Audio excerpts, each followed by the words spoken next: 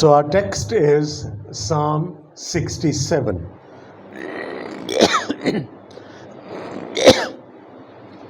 Psalm 67. As its title, it says, for the director of music with stringed instruments, a psalm, a song. So it tells us that it was written to be sung. And the psalm itself says, may God be gracious to us and bless us, and make his face to shine on us, so that your ways may be known on earth, your salvation among all nations. May the peoples praise you. God, may all the people praise you. May the nations be glad and sing for joy, for you rule the peoples with equity and guide the nations of the earth. May the people praise you. God, may all the peoples praise you. The land yields its harvest. God, our God, blesses us. May God bless us still, so that all the ends of the earth will fear him. Amen. I would also like to read another text with you, and that is Numbers chapter 6 and verses 24 to 26. Numbers chapter 6, verses 24 to 26.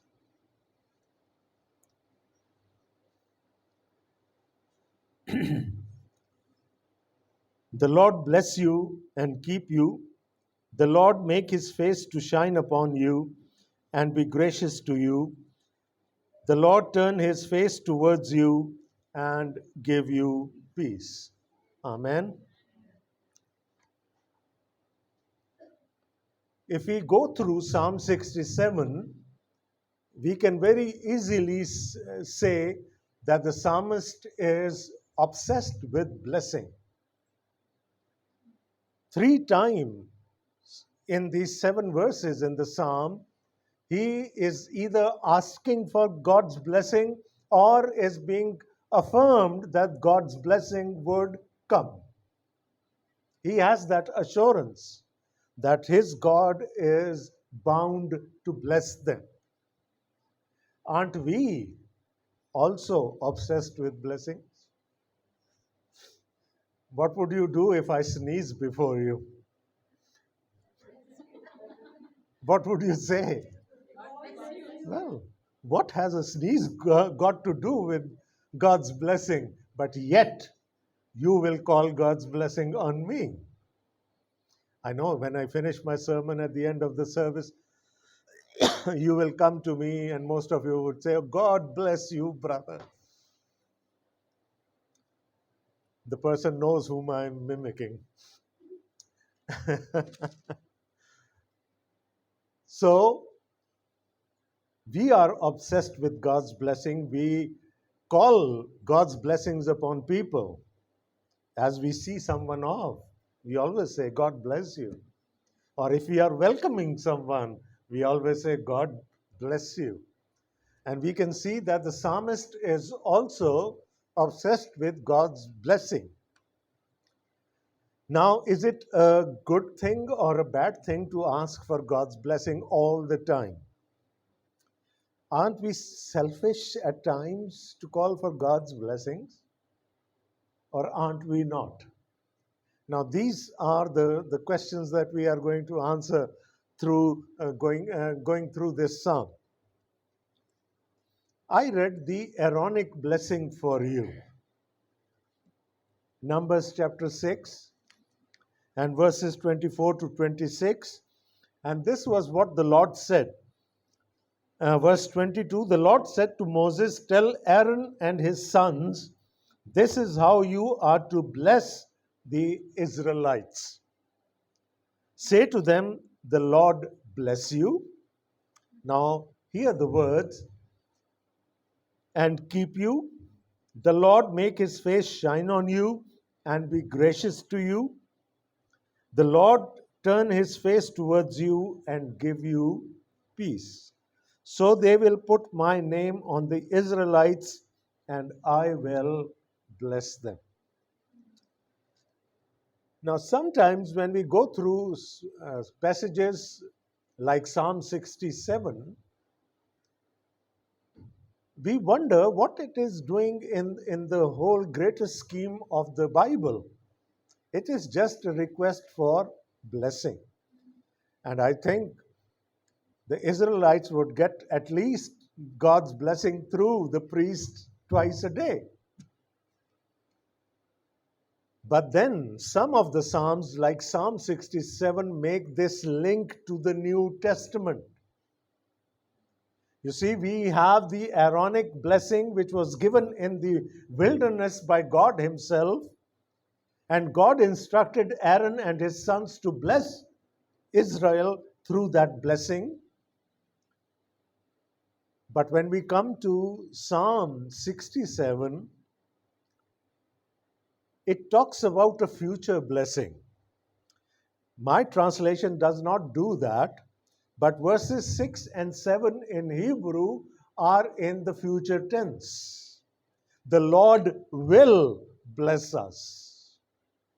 So, what the psalmist in Psalm 67 is doing, that he is taking an Old Testament script, which is the Aaronic blessing, and he is taking it into the future as far as the Messianic kingdom. He knows that the greater blessing of God will come. And that is how the Aaronic blessing, which of course in the Anglican churches and in the Catholic churches is read after every service. It links the Aaronic blessing to the future blessing that the God is going to give His people sometimes in the future, and that blessing is going to come through His Son, our Lord Jesus Christ, the Messiah. And that's why we say this psalm is a messianic psalm, because it looks forward to the time where there will be greater fulfillment, where the people of the Lord will be in the presence of the Lord and they will be blessed abundantly without measure. So the Lord had been blessing them in the past. The Lord had been blessing them in their present, and they had this affirmation that the same Lord is going to bless them in the future too. Now, if we look at the psalm itself,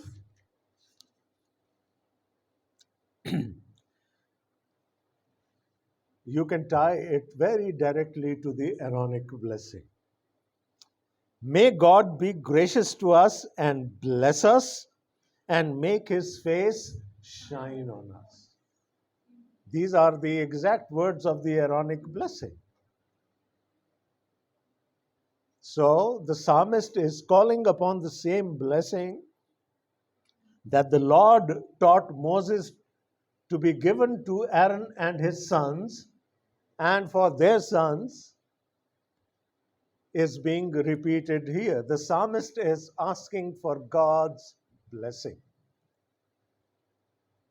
Now, as I said before, is it not selfish to always ask for God's blessing for us?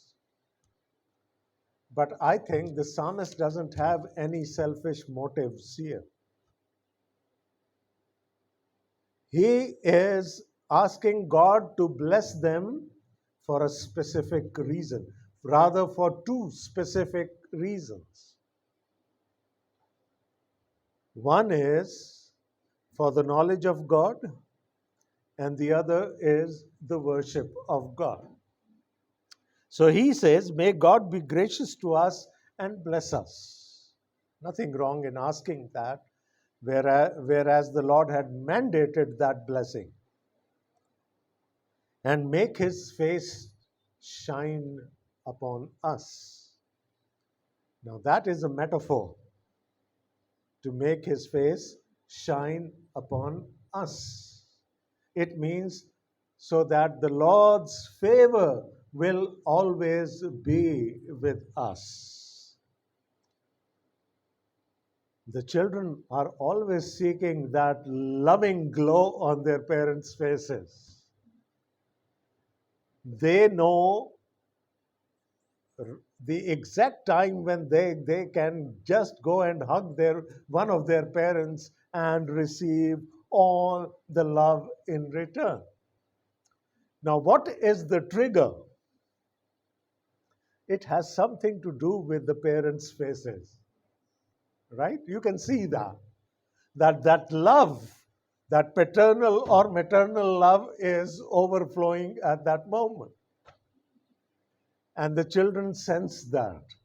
And they would just run to the parent to get the measure of the blessing of the love that they are seeking.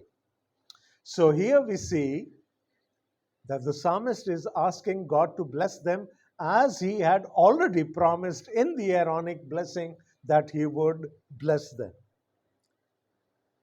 Why? Why?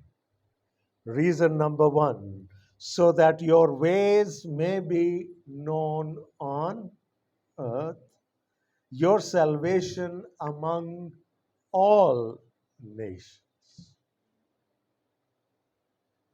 So, why is the psalmist asking for God's blessing? So that the people around them would see. And as they would see that this God, the God of Israel, blesses its people, they would be attracted towards that God. So it becomes evangelical in a sense. It becomes witnessing in a sense. The blessing of God. David in Psalm 23 says, "My cup overflows." And how does his cup overflow? He says, God blesses me to bless others. And when I bless them, they want to know which God I serve. Remember the Queen of Sheba? She traveled a long distance to come to the Holy Land. And when she saw the splendor of all the things that Solomon had built for the Lord and for himself, what did she do? She praised the God of Israel.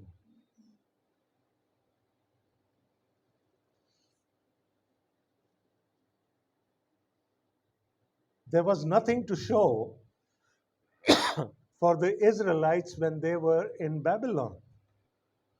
Nothing to show. They were captives there.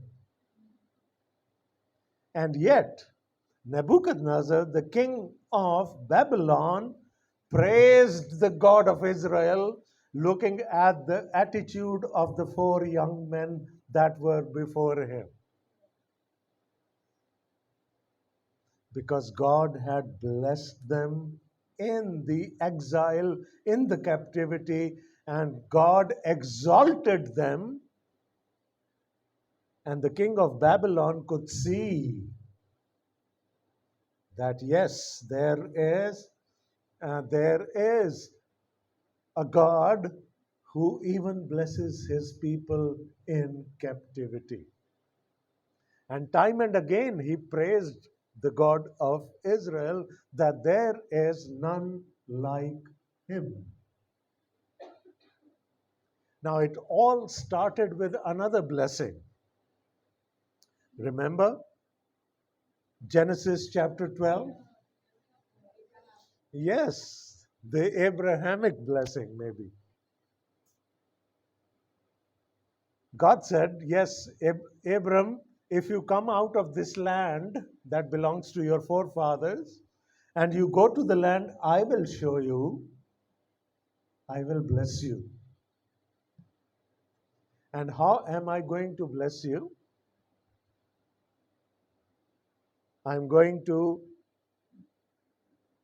make you a great nation, right? I will give you a great name, right? And what else? I will bless you abundantly, a great blessing. And what is that blessing going to be? All the nations of this world will be blessed through you, through you and through your offspring. So when Israel came into being, and they are at war, you know that since yesterday. When Israel came into being, God mandated them. They were in Egypt in slavery, and God told Moses, go and tell Pharaoh to let my people go. Why? Because I want them to serve me. So it was not a free lunch, right? God vindicated them. God took them out of bondage for a purpose. And redemption is always for a purpose. And what was the purpose? God wanted Israel to serve Him, to worship Him. And God wanted Israel to be a kingdom of priests so that they would bring other nations to Him. The God of Bible is a universal God. He cannot be restricted to one nation only. Yes, that blessing Israel was a stepping stone for the greater salvation that would come for the whole world. But here we see that God said, I will bless you, you have to serve me.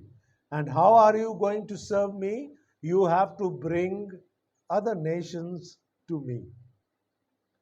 And one of the ways in other nations would come to me is when I bless you. When I bless you, you people would know how great a God I am and how great a people my people are. And they will be attracted to me. So, what is the psalmist saying here? May God be gracious to us and bless us and make his face shine on us so that your ways may be known on earth, your salvation among all nations. When we ask for God's blessing, we at times forget about the second part. Why we need God to bless us? Yes, to become a blessing for others. So, blessing always has an evangelical connotation to it. You have to be blessed so that you will be able to bless others. You will be able to bring other people to God.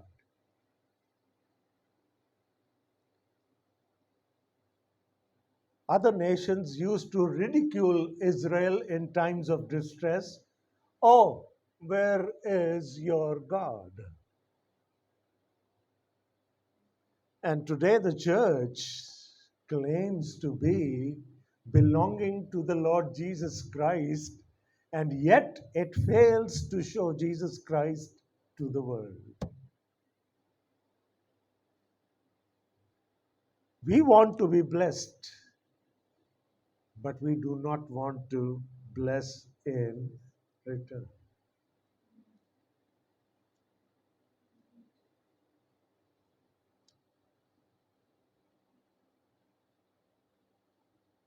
Forgive us our trespasses as we forgive the trespasses, forgive those who trespass against us. It is always reciprocal. Rather, it is a continuum. We get blessed by God and we take that blessing to the nations. And that was the mandate of Israel, and that is the mandate of the church today. Now we know, of course, that Israel failed. What did they used to call the Gentiles? Dogs, right? Heathen.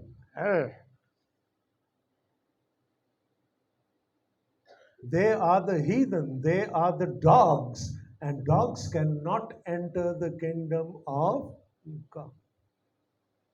They thought the kingdom of God only belonged to them as the children of God. So they failed. They failed their mandate. They failed to bring other nations to God. And then God had to start off on another trajectory.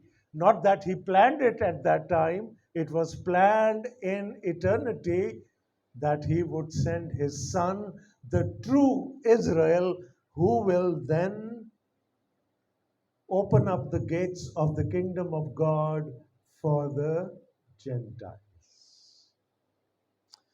So, one of the reasons, and you see in verses 6 and 7, the land yields its harvest. God, our God, blesses us. May God bless us still, so that all the ends of the earth will fear him.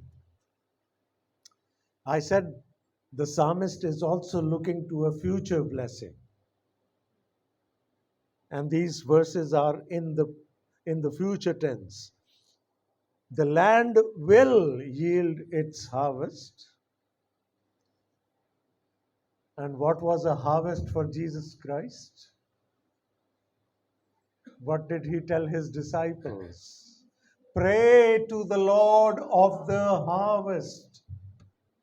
The harvest is plentiful, but the laborers are few. Was it only for the first century disciples that thing, or does it hold true today as well? The harvest is plentiful,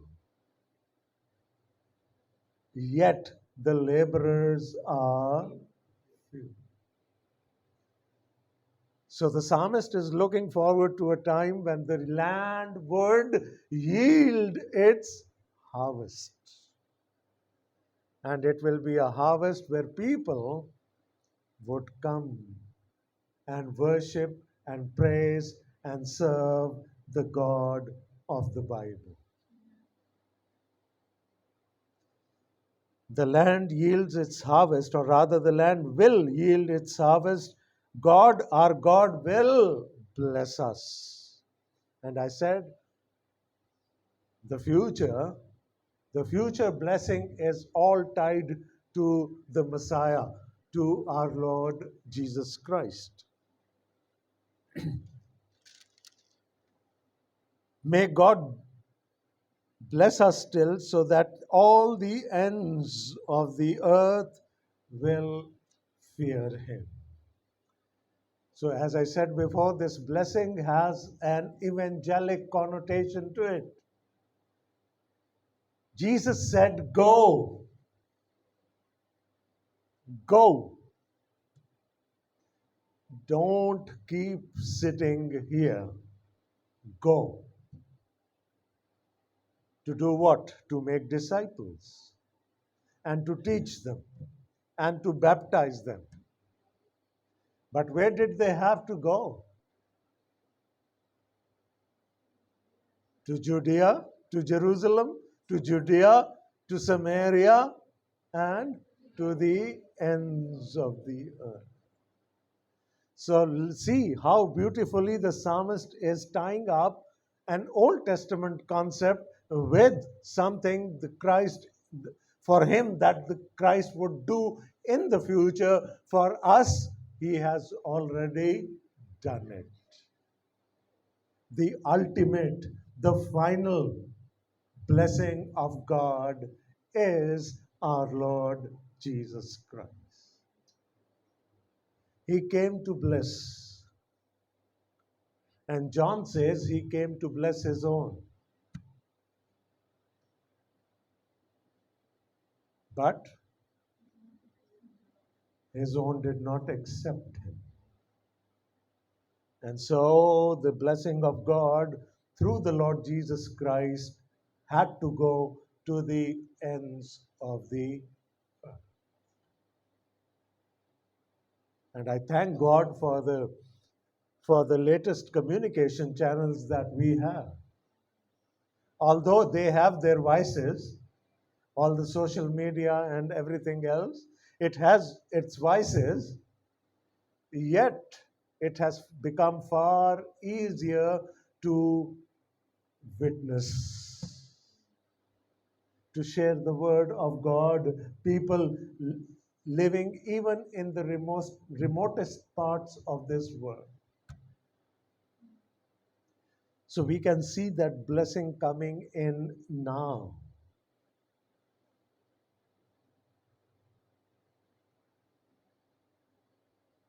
So there was a time when God used to bless a nation,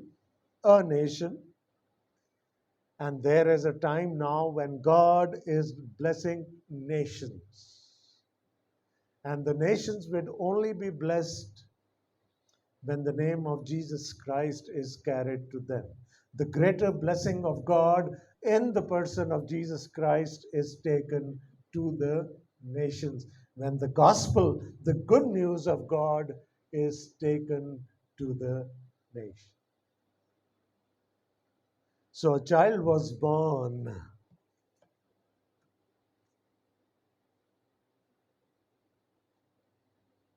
in Bethlehem to a virgin. And the sages, the people who knew who he was, had different things to say about him. The angel said that he will bring salvation to the nation of Israel.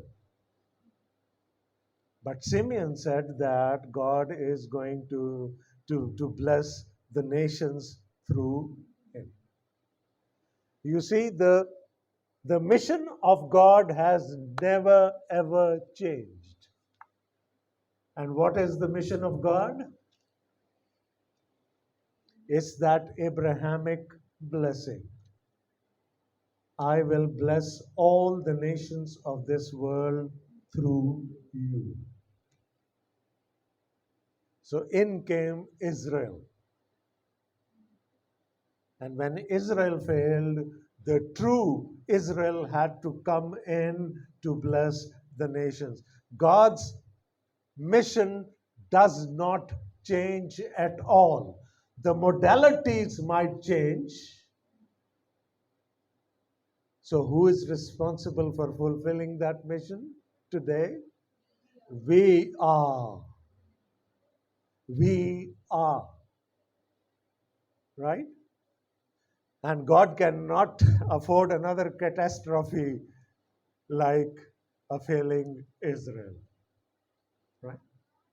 So he will equip us. He said, you will have the power.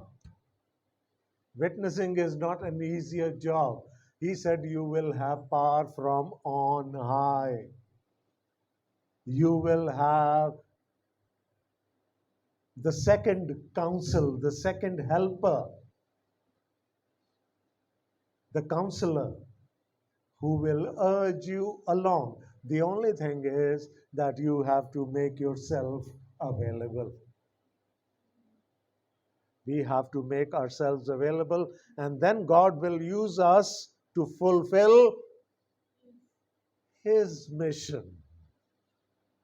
When Jesus was talking to his disciples of bearing fruit, what was fruit there in John 15?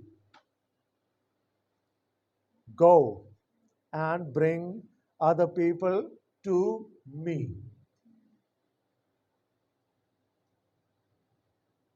He said, I'm going to make you a promise. Ask for anything in my name, and it shall be done unto you. This is not a blank check. We claim it in our prayers when we want God to bless us. It's not for that.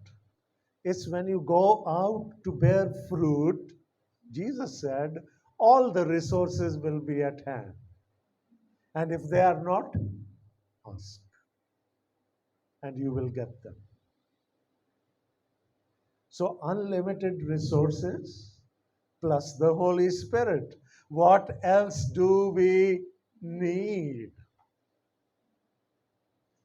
And yet we are so comfy, cozy, sitting in our couches in the living room. And we think, oh, someone else must be doing it. Oh, let me say a small word of prayer for him or for her. And that is the only evangelism we do. Right? But remember, Jesus said, go. Get out of your couches now. You have to go. So, the first part is, why is the psalmist asking God to bless him or the nation? So that they will become a role model for other nations to come to the God of Bible. There is a second reason, and that is given to us in verses 3 to 5. May the peoples praise you, God. May all the peoples praise you. So not only should the people, rather the peoples, as the psalmist says, should come to the knowledge of God, but they should also praise him. The Queen of Sheba praised God. Nebuchadnezzar praised God. And there are so many other instances in the Bible where kings, rulers of other nations would praise the God of Israel. So not only we are looking for seekers here, not only we are trying to look for people who would come to the Lord, our goal should also be that every seeker should be converted into a worshipper of God. And that's why the psalmist is saying, bless us. Oh Lord, bless us so that we can bless others, so that they may come to know you, so that they start worshiping you. Isn't that great? Verse 4 says, may the nations be glad and sing for joy. For you rule the peoples with equity and guide the nations of the earth. The whole world and its fulfillment belong to the Lord. He can reclaim it, but he has mandated us to bring other people to him. And not only bring them to the Lord, we have to make sure that they get enough knowledge of God so that they would spontaneously start worshiping God. So there are two things here: come to the knowledge of God and worshiping God. How would they come to the knowledge of God? When God would bless his own people. When God blesses us, others see. right? And when others see, they are intrigued.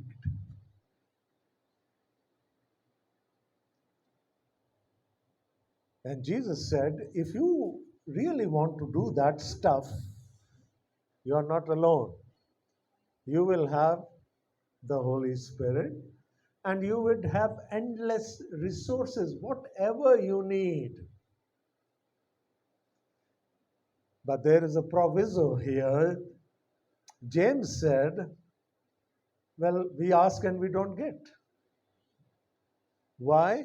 Because we ask for the wrong reasons. We do not ask to glorify God, we ask to glorify ourselves.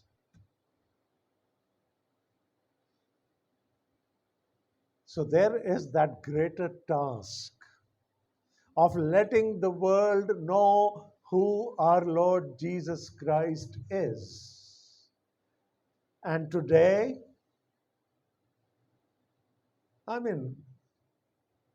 30 seconds on TikTok can do that for you.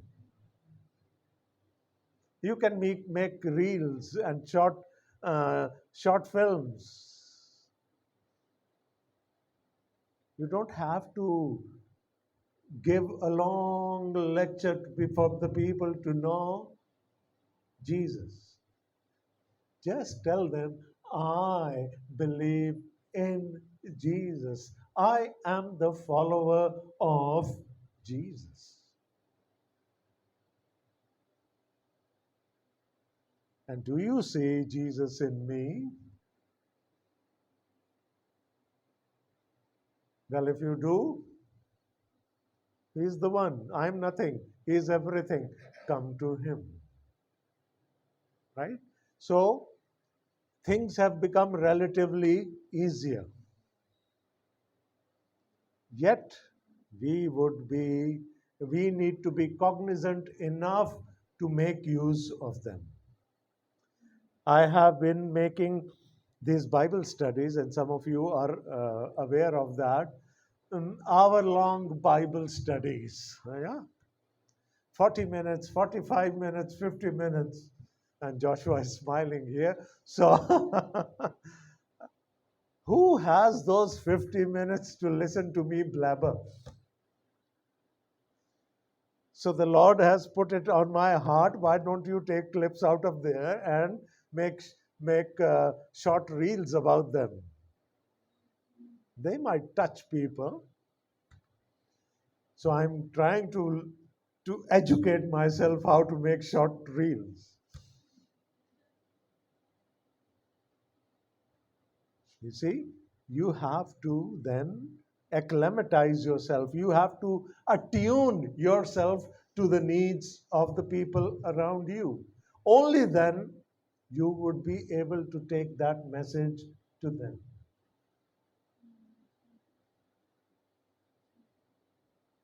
So the message is that a child was born in Bethlehem of a virgin who grew up to be the Savior of the world.